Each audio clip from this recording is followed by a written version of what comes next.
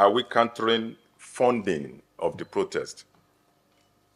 We are doing a lot that I won't be able to immediately expose to you, how we are countering funding. We have blocked some accounts, and we are still monitoring them. Some of them are outside the country, and we are still going to get them.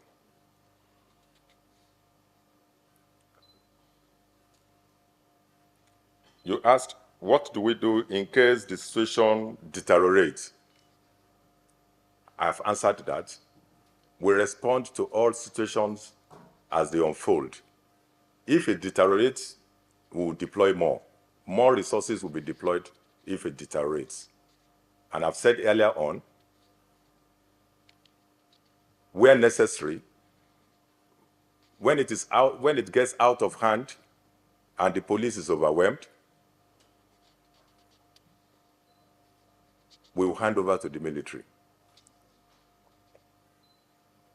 And I'm not seeing that happening in this case.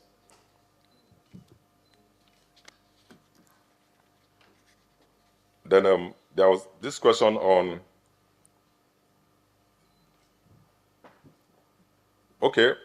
issue of subversion.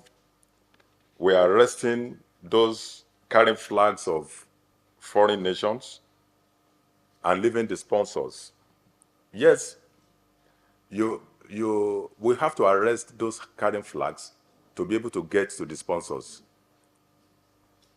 We know that those flags that those children were carrying were handed over to them. Gentlemen of the press, we will also appeal to you to be careful, to be cautious about the narratives. Storytelling is what drives conflict of this nature. When we tell our stories and skew information to the detriment of public order, the end result is that people act on your stories. We want a situation where, when this has ended, you will be proud that you were not part of those who contributed to the inflammation of conflict or violence in the nation. Across the world, we have seen the tendencies or the contributions of media in violence. As men of pen, please apply good conscience and please tell stories that unite. Tell stories that raise hope and not stories that divide or create fear. Thank you very much. Peaceful protest. We ask them to go to a particular location. And that if they go there, we will provide security. We assure them. We have said at several occasions that we recognize the rights of citizens to peaceful protest. And that for as long as the protesters remain peaceful, the police will be there with them. So we deploy adequately to the stadium to provide adequate protection for the protesters. So we didn't take over the stadium. Thank you. The allegation of use of excessive force by the police and the military. I want to respond to that by saying that the police and the military, indeed no other security agency involved in the management of this protest has deployed excessive use of force. Instead, what we had was attack on security agents during the protest. From our record, there was no shooting incident by the police. The police or the military did not use any live ammunition in the management of this protest. Instead, we have had cases where our officers were injured critically and are still in critical condition in the hospital as we speak. So I would dismiss that as fake news. It is not true. It's a very wrong allegation. We didn't use excessive force at all. We didn't even deploy the whole of our strength in this protest, even when it turned violent. We have water cannons we didn't deploy. We have rubber bullets we didn't use. All that we have used in this protest, in the management of the protest, is tear gas smoke and nothing more. Then the second question on whether attention of security agents will have shifted from other focuses to the protest. I would say no. We were not overstretched. We had standby units that we didn't deploy in managing this protest. Even while the protest was going on, a number of criminals were arrested. Hoodlums who came out to commit armed robbery were arrested. The only thing we didn't have was kidnapping. But any other offense that was committed, we paid due attention to those criminal activities. Then the third question was on the report on the social media that one of our armored personnel carrier, APC, was hijacked by protesters in Kaduna. That also is not true. I saw the video going around, but the situation in Kaduna was that we didn't even deploy APC for the protest. The APC you saw in that video was deployed to the gate of the government house in Kaduna. Protesters went to the gate, and as the APC was driving out, those protesters climbed the APC. So many of them, they climbed the APC. And what the driver of the APC did was to make a U-turn and go back to the front of the government house gate. So it wasn't a case of hijack of APC. Yeah, I think that's all. Some service has been involved in the management of palliatives when we were directed to do so. Earlier in this year, when we had the issue of the food inflation and hunger, we were directed to conduct direct allocation of palliatives to Nigerians. And we went to the drawing board. We knew that it was going to involve a lot of logistics. Given the number of people that we anticipated that was going to turn out for that kind of event, you will all remember that we recorded, despite the best of our efforts, we recorded some fatalities in a place like Lagos. This necessitated us to change our strategies that we used and deployed using organized structures as our distribution channels in some other places. For this particular exercise, the National Grain Reserves that I talked about, a committee was set up to actually handle the distribution, and the channels they used were state governors. These were allocated and it went straight to the governors, and the feedback I got was that most of them used the structures of their state emergency agencies to distribute these palliatives. There is also another ongoing one through the intervention which was directed by Mr. President to administer 50,000 metric tons of rice, which was brought into the country and is already being distributed using the same structure of these various state governors. Now, during one of the security meetings held with Mr. President, some of these issues were raised, and one of the decisions taken was that the President was going to further engage the state governors so that they will play their roles effectively in handling this crisis. The ball would be in the courts of the various state governors so that they could also prove that they are stakeholders in maintaining national peace and security and addressing the present crisis that we have at hand. If at any point in time we are directed again to proceed and do direct allocation of goods in our custody, of course, as a responsive agency of government, we will be willing to do so. Thank you. All right. Thank you. The police and the military. I didn't address the case that was reported of a young man who was shot somewhere around Kubwa in Abuja. I saw the video and I ordered immediate investigation. I guess that is why the person who asked that question asked. I saw the trending video, and I immediately ordered investigation into that. The eyewitness said that they saw a group of people, a team,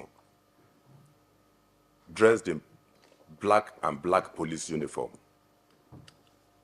And I said that would not be from us, because throughout the protest, our dress order is the camo, which I'm wearing now.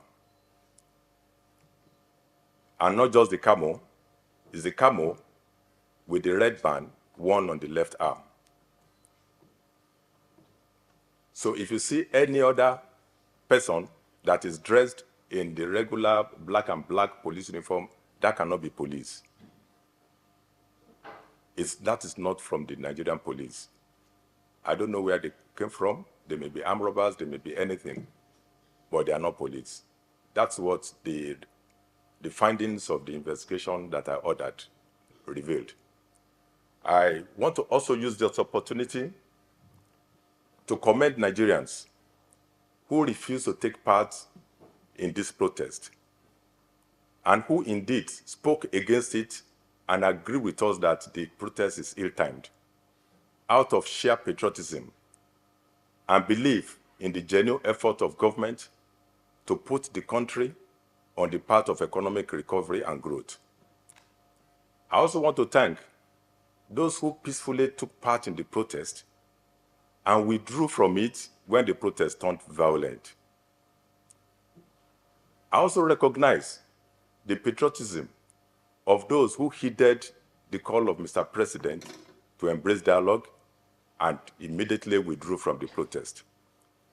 I thank all Nigerians for the support that we have received while managing this protest. We still have pockets of demonstration by a few people in few states in the Northwest and the Northeast. As at this morning, the situation is calm, but we are not taking it for granted. Our officers are still on ground to ensure that we maintain the peace. I thank all Nigerians, and I want to assure you that the Nigerian police is here to serve you and to protect you. Thank you. Domestic Intelligence Agency. And by that, the service is accountable and transparent and is rule-governed. And in our security and intelligence governance procedures, we have no reasons whatsoever to arrest any person and not declare it. If you follow our tradition of operations, whether invitation or arrest or apprehension, we have always declared that to the public. Yesterday in the morning, when we were holding a press engagement, this question arose. And I said I had not had briefs on any of those arrests. But perhaps if we left the meeting and any information came forward to me, I will definitely reach out to the public. And I did. Afterwards, I issued a statement on our Twitter handle, and I said that the DSS can confirm that Adaramoye Michael, alias Michael Lenin, was not in the custody of the DSS. And I want to repeat it. He is not with us. And the fact is this, that anyone is a mufti does not suggest that the person is a DSS personnel. That anyone is in suit does not make the person a DSS or an intelligence officer. Most times, people misconstrue the outward dressing of any person as DSS. Many allegations had arisen as to the conduct of persons who were in Mufti during this period. They are not our staff, and I can categorically state that our operations are clearly ruled by standard operating procedures. Our officers are accountable in the issuance of arms, the issuance of order, and indeed the operation procedures are spelled out. So if we arrest any person, we will declare that to the public and will agree that the person has been arrested. So I want to re-emphasize again on behalf of the DSS that the person in question, Michael Adaramoye Lenin, is not in our custody and he was not arrested by us. Let me also use this opportunity again to say that on issues of rights, an exercise of right, no right is absolute. The right that gives you freedom to do one also gives you freedom not to do that. And in the exercise of right, people must also exercise responsibility and restraint. There is freedom to do and there's freedom not to do. If there is a curfew, people should, responsible citizens should, by every means, respect the laws of the land. Good citizens are known by their respect for the laws that govern their country. We know about duties of a citizen, respect for the symbols of the state, respect to the national anthem and the pledge, payment of your taxes and all of that. Of course, government will provide you security and ensure your welfare is maintained. And I think part of providing security is what we are doing, and we'll continue to do this. I challenge or I call on Nigerians, everyone, if you see something, say something. The DSS has offices across the 36 states and the FCT, and the 774 local governments. Please walk into our office, give us any information, and we will use it without divulging the source of the information. We protect our sources. There are many good citizens who come forward to give us information. The DSS and security agencies, we shouldn't adopt the practice, for the citizens. You shouldn't adopt the practice of we versus them. Security management is a collective endeavor. No one hand can tie a person, neither will one hand clap. It takes the unity of all of us to solve the problem of our nation. If you are a citizen and you are a good one for that matter, please give information when, if, and as appropriate. Thank you very much. All right, thank you very much. Deployed adequately, and we are responding appropriately to the situations as they unfold. Where we need to use tear gas smoke, we deploy tear gas smoke. Where we need to provide protection, we provide protection. Where we need to make arrests, we make arrests. That's the way we are managing the protest, and we don't see it escalating. Although we are aware that the sponsors of this protest, some of them have clear motive to subvert the government of the day. We are not going to allow that. We will defend our democracy.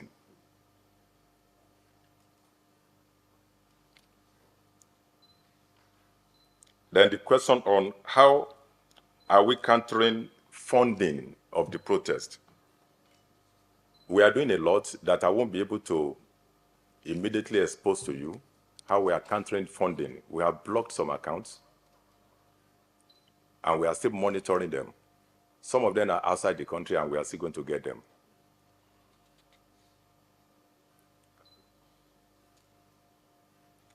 You asked, what do we do in case the situation deteriorates? I've answered that. We respond to all situations as they unfold. If it deteriorates, we will deploy more. More resources will be deployed if it deteriorates. And I've said earlier on, where necessary, when it gets out of hand and the police is overwhelmed,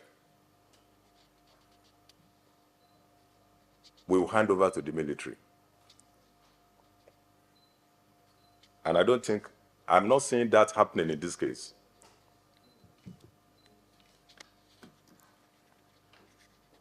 Then there was this question on,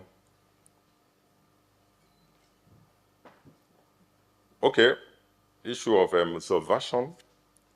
We are arresting those carrying flags of foreign nations and leaving the sponsors. Yes, we have to arrest those carrying flags to be able to get to the sponsors. We know that those flags that those children were carrying were handed over to them by some people. If we don't arrest them, how do we know who handed over those flags to them? We have also arrested tailors who sewn some of those flags. That is how we get to the sponsors. It's not just enough to have intelligence that some people are sponsoring subversive activities. What we need is to get the evidence against them. There are two elements of an offense.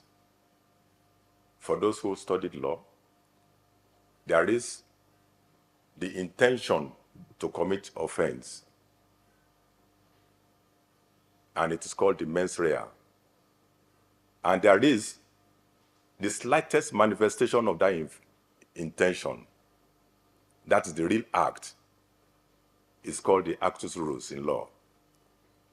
So mere intention is not enough to grant conviction in court. So both must happen. Both the mens rea and the actus reus must come together. So we won't stop at the level of mens rea. We will wait also for the actus reus for us to gain conviction in the court.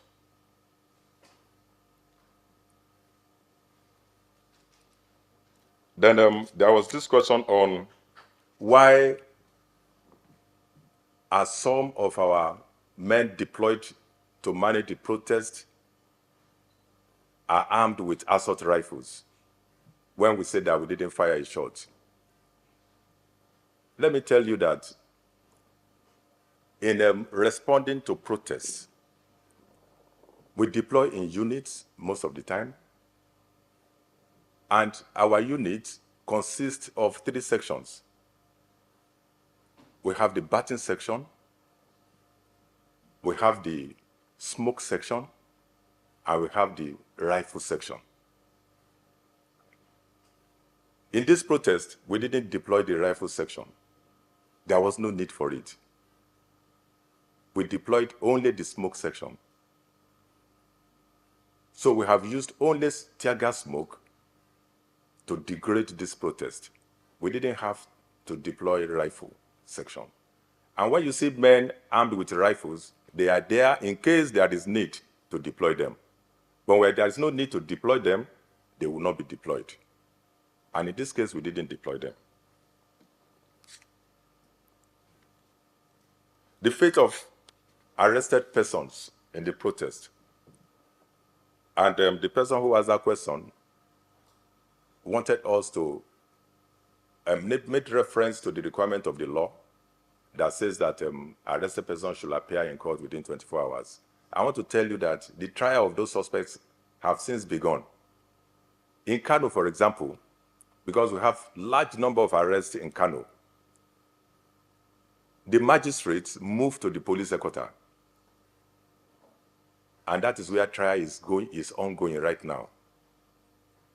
If you go to the police headquarters in Kano now, you will find out that arrested persons are already being tried.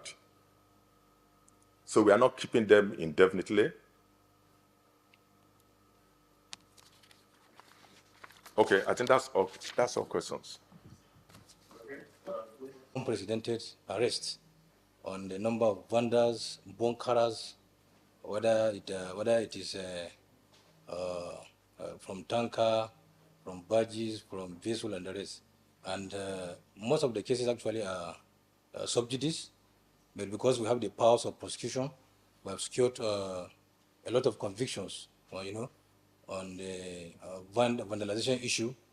And I think that with the present charge that the president gave the security agencies, it's been championed by CDS on the issue of increasing the capacity of oil production.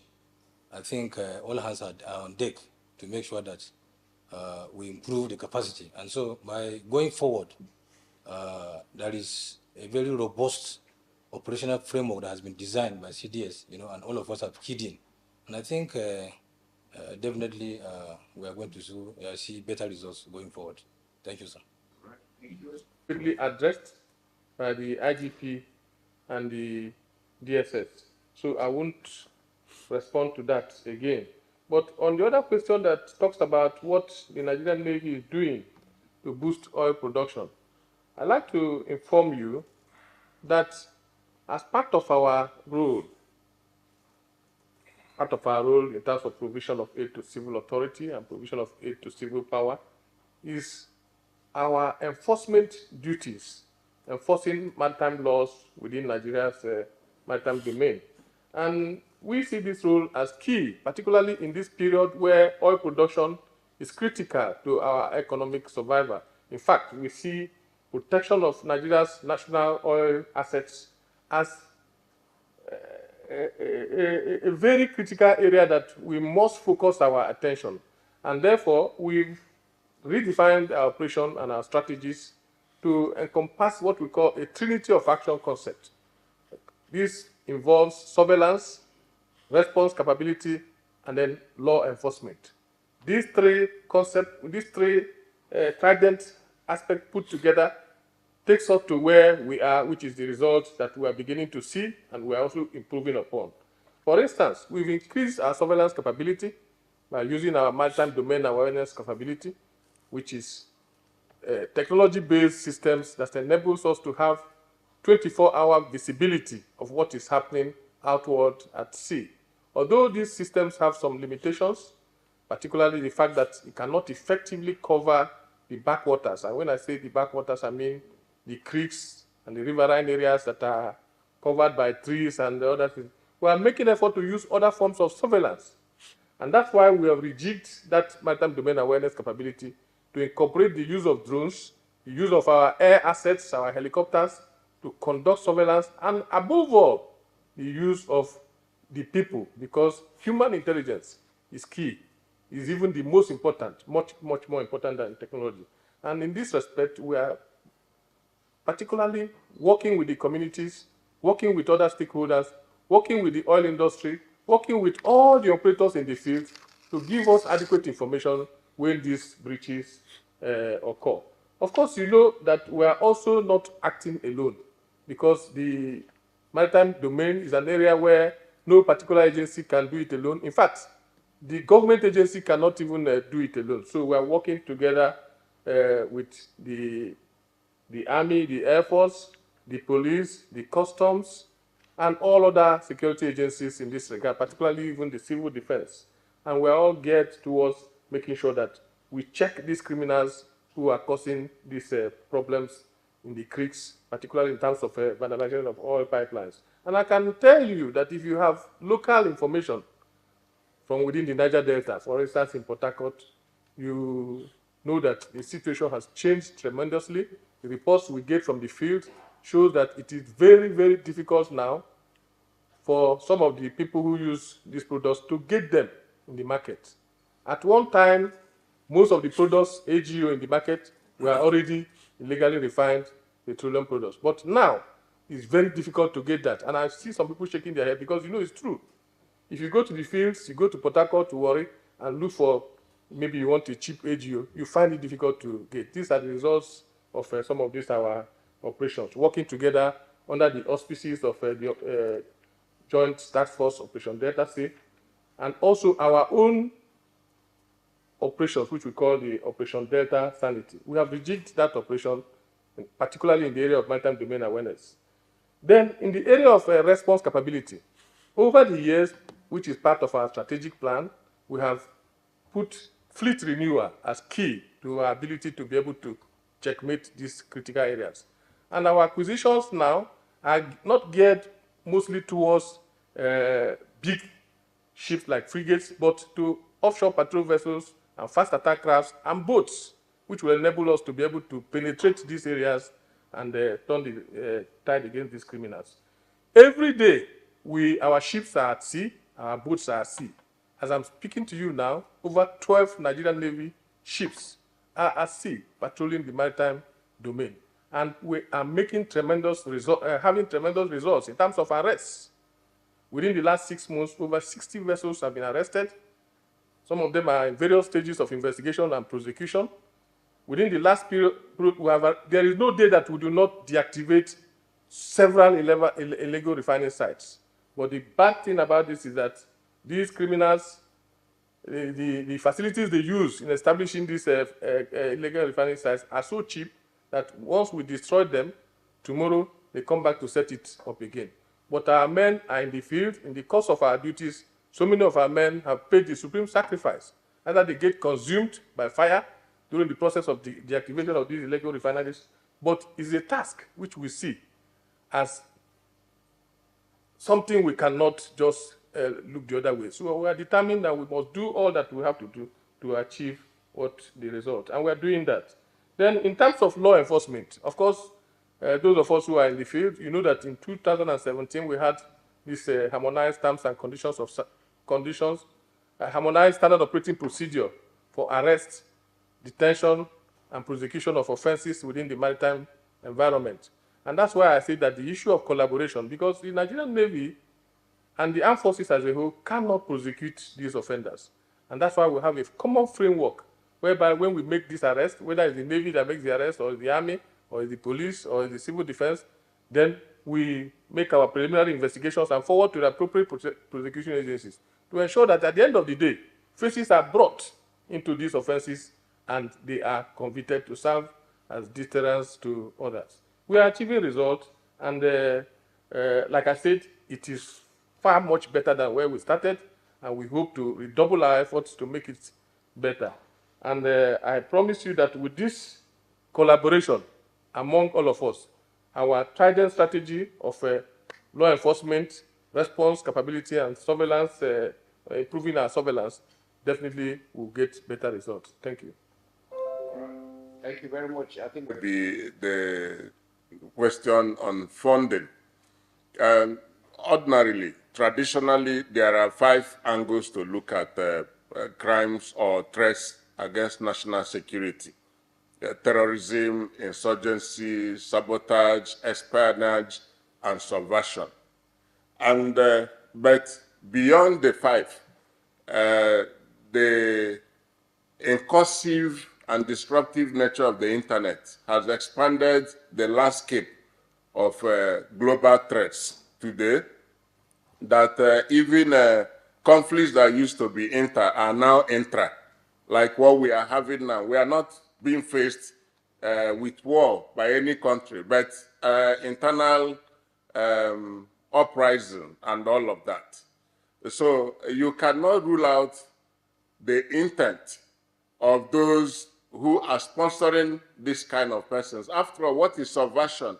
Willful intent, willful act designed to undermine an authority. And how do you do that? People begin to show unreasonable disdain for constituted authority. People begin to disrespect symbols of the state. People begin to call for change directly, for change of regime. And we have seen all the parameters are obvious. So nobody should be asking whether or not this is pre-existing subversion or whether it is with us. It's with us. And what should security organizations do? Before now, was there an intelligence? Yes. Now, is there an intelligence? Yes. Were actions taken? Democracy is not the same thing as dictatorship. In democracy, you follow procedures, you follow rules. You are talking about arresting somebody and also prosecuting the person.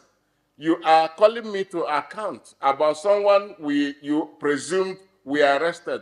These are issues in democracy. You are not allowed as a security organization to take laws into your hands. And that is why we are even doing this. That is why we are accountable. That is why the military is also declaring their subordination to constituted authority, because that is the pillar of democracy. So now people have started manifesting attitudes that are inimical to security and to the welfare and orderliness of the society. So we won't cross our hands. We have arrested sponsors of those who did the flag. It's not just that children are throwing flags or flying flags. No, there is more to that. There are some aspects of our operations that we may not sit before the camera and begin to reel out, either because of their sensitivity, either because we are not supposed to say them now, or because there are ongoing investigations, and we may not say things that will jeopardize those investigations. But I can assure you, be patient with us. You will hear from us sooner than later.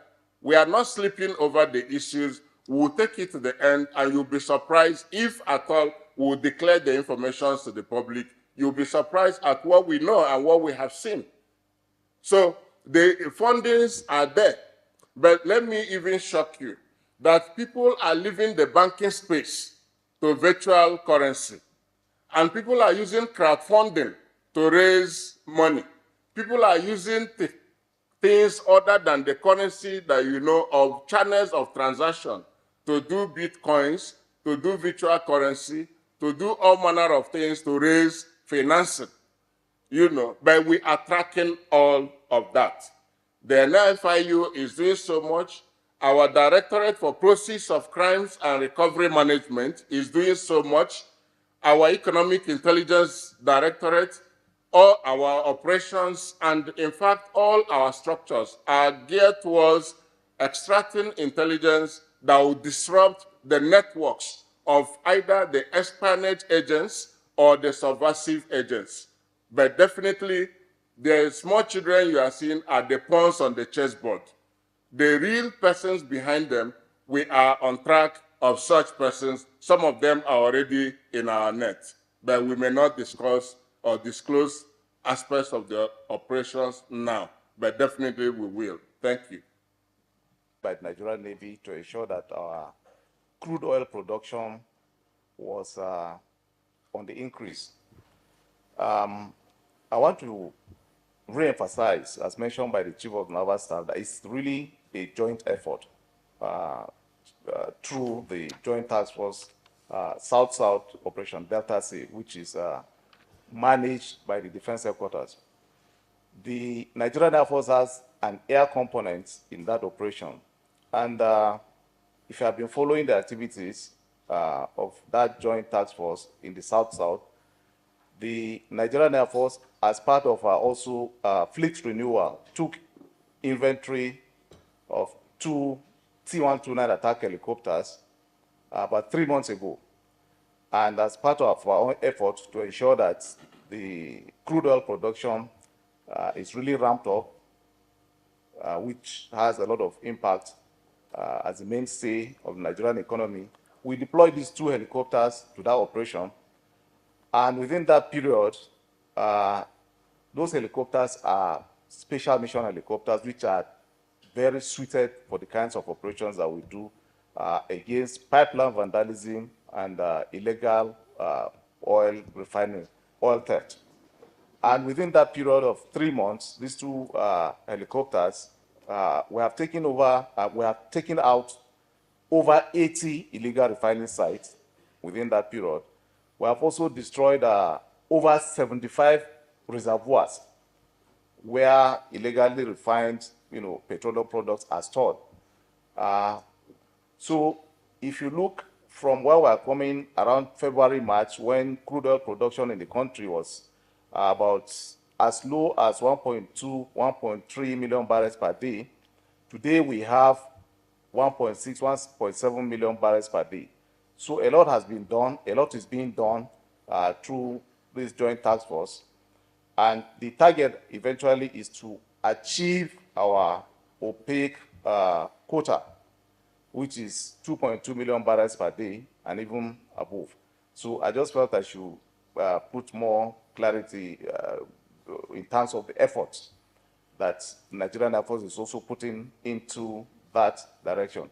And finally, I want to also appeal to all Nigerians to continue to be law-abiding, continue to be peaceful.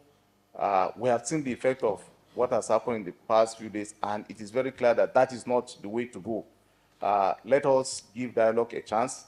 Let us be patient, and let us give chance for the policies and programs of the current administration to take place, to unfold, and we'll see that in very short while, a lot of the grievances and the complaints and the challenges that we are complaining about today will be addressed. Thank you. All right, thank you. To be patient with this government. Yes, there is hardship everywhere. And this hardship is not only limited to Nigeria. There is hardship all over the world. It's a global problem. But is our government doing anything about it? Yes. Our government is doing a lot to ameliorate the suffering of Nigerians. We need to be patient with this government.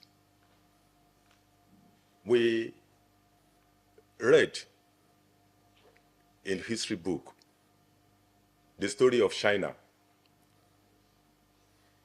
There was a Chairman Mao in China, the father of China, who said, let all Chinese go naked until we're able to produce our own clothes. Let us all go hungry until we're able to produce our own food. And what do we have in China today? Prosperity. China is one of the super world now. There was a time that it was hard for them. They went through hardship before they became great. Let us also agree that this is the hard time that we have to go through for prosperity to come to our country. The government is doing a lot to put the country on the path of economic recovery and growth. If we are patient with this government, very soon we will see the dividend.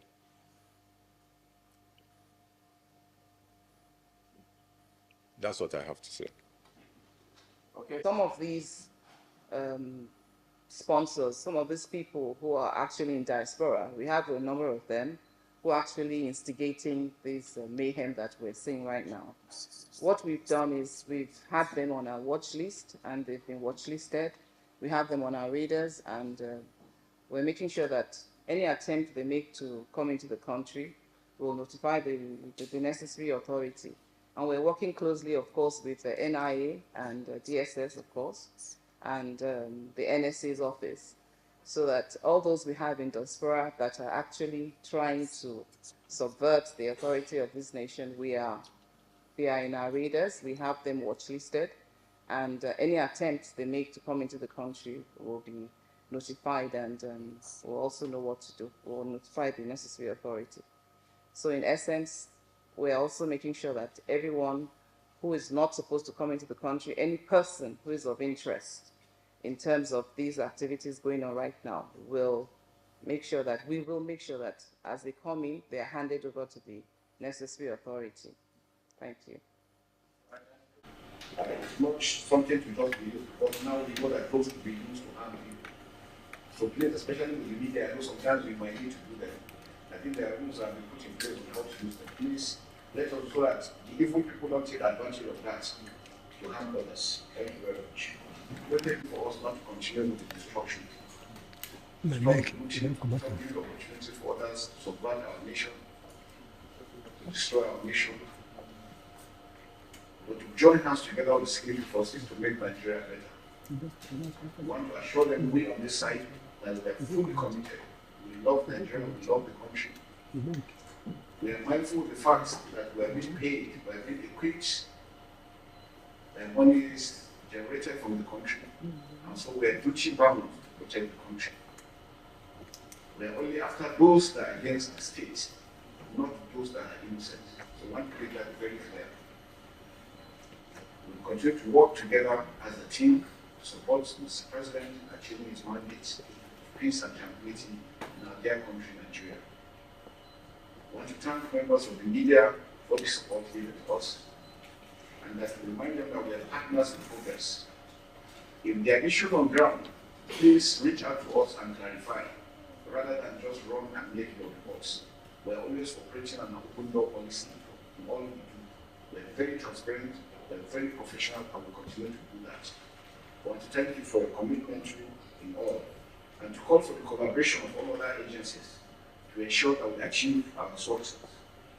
I want to caution against violence again, call for calm. Mediation, discussion, dialogue are things that we project, and those are the things we do. And the overall is to have national unity and cohesion as one great country, Nigeria. We want to thank our troops out there in the field, toiling day and night, despite the risk to their lives, separation from their families, they continue to forge forward. We commend them for their job and to ensure that we're together with them, and that the President is looking after them and has promised that he will do a lot of things concerning their welfare. Once again, on the final note, I want to thank everyone that's here today for this opportunity. We are showing that we are people-centric in all we do. The people matter to us more than any other thing.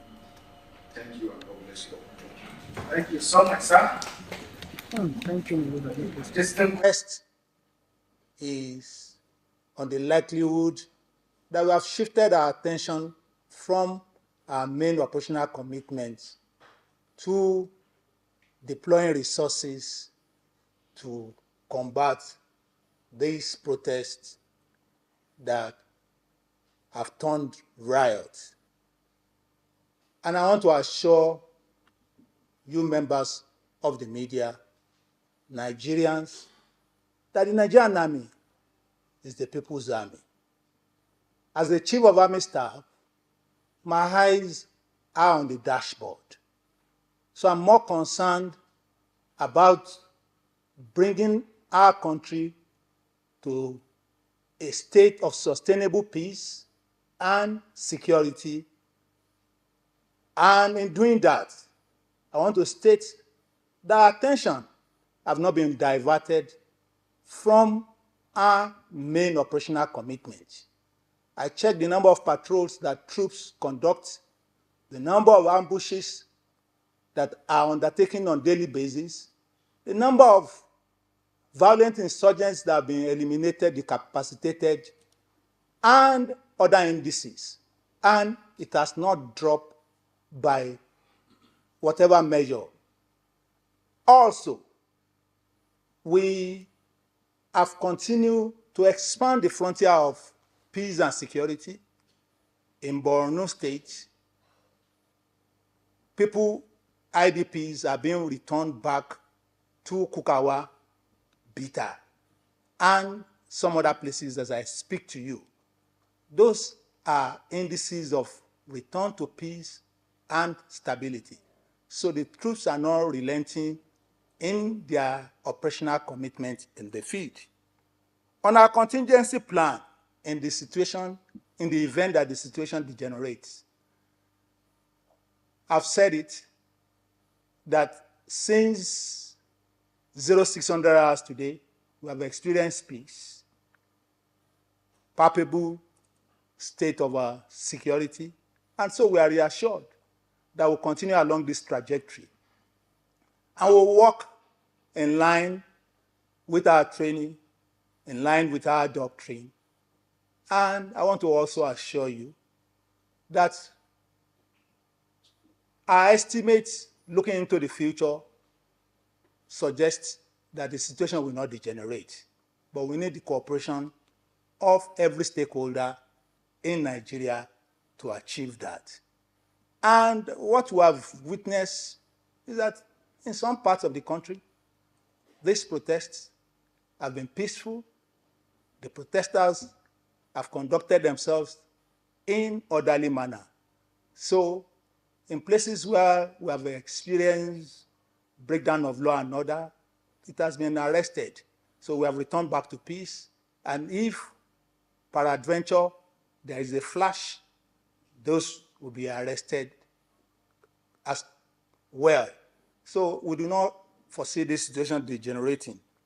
And I want to thank the members of the press for your cooperation so far, for the feedbacks that we have received from you. They've helped us to up our ante for our troops to remain professional and to perform better in the field. And working together, we believe that we can defend our constitutional order, we can defend our democracy, we can maintain peace, sustainable peace, and harmony in our country. Thank you very much. All right, thank you very much.